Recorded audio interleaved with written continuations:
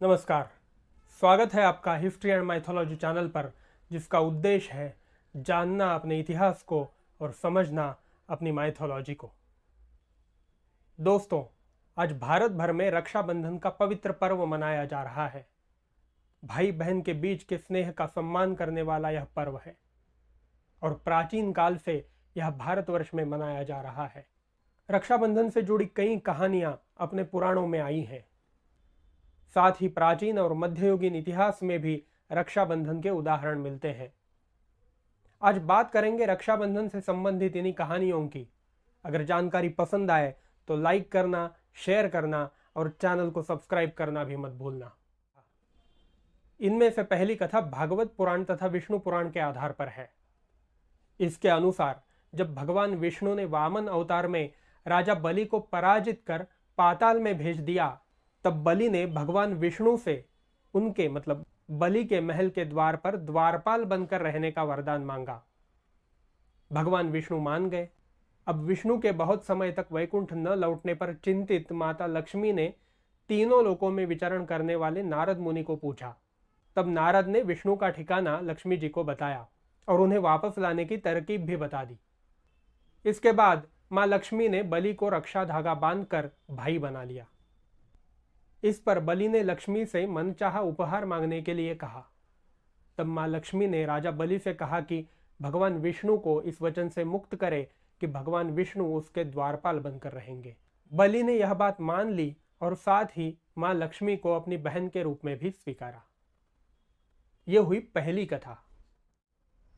भविष्य पुराण की एक कथा में पत्नी द्वारा पति के रक्षण के लिए उसके हाथ में रक्षा सूत्र बांधने का उदाहरण मिलता है। इसके अनुसार दैत्यों और देवताओं के बीच हुए एक युद्ध में देवराज इंद्र को एक असुर राजा बलि ने हरा दिया था।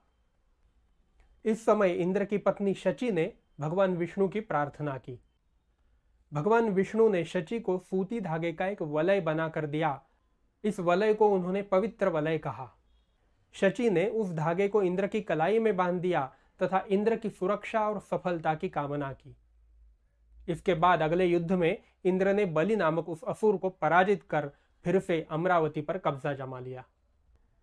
यहां से इस पवित्र धागे का प्रचलन आरंभ हुआ। इसके बाद युद्ध में जाने के पहले अपने पति को औरतें यह धागा बांधने लगी। इससे पता चलता है कि यह उत्सव सिर्फ भाइयों बहनों तक ही मर्यादित नहीं है। रक्षाबंधन की एक कथा संतोषी माता से भी जुड़ी हुई है। भगवान गणेश के दो पुत्र हुए। एक का नाम था शुभ अथवा क्षेम और दूसरे का लाभ।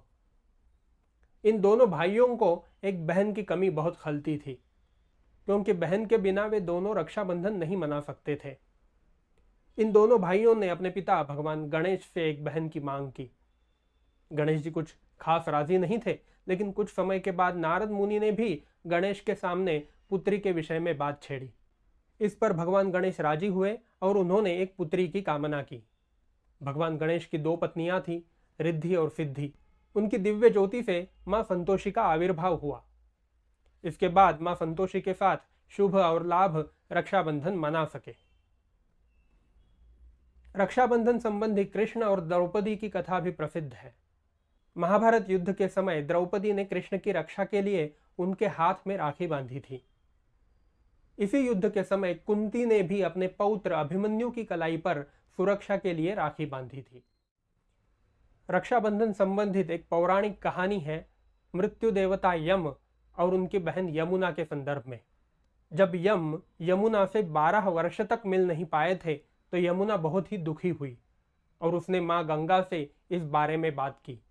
गंगा ने यह सूचना यम तक पहुंचाई कि यमुना उनकी प्रतीक्षा कर रही है। इस पर यम यमुना से मिलने आए। यम को देखकर यमुना बहुत खुश हुई और उसने यम का अच्छे से स्वागत किया। यम को भी बेहद खुशी हुई और उन्होंने यमुना से मनचाहा वरदान मांगने के लिए कहा। इस पर यमुना ने उनसे वरदान मांगा कि यम जल्द ही पुनः अपनी बहन के पास आएंगे। यम अपनी बहन के प्रेम और स्नेह से गदगद हो गए और यमुना को अमरत्व का वरदान दिया। भाई बहन के इस प्रेम को ही रक्षाबंधन के हवाले से याद किया जाता है। पुराणों के साथ साथ रक्षाबंधन से जुड़ी कुछ ऐतिहासिक घटनाएं भी हमें देखने मिलती हैं। उनमें से पहली घटना है ईसा पूर्व चौथी सदी की, सिकंदर और राजा पुरु की।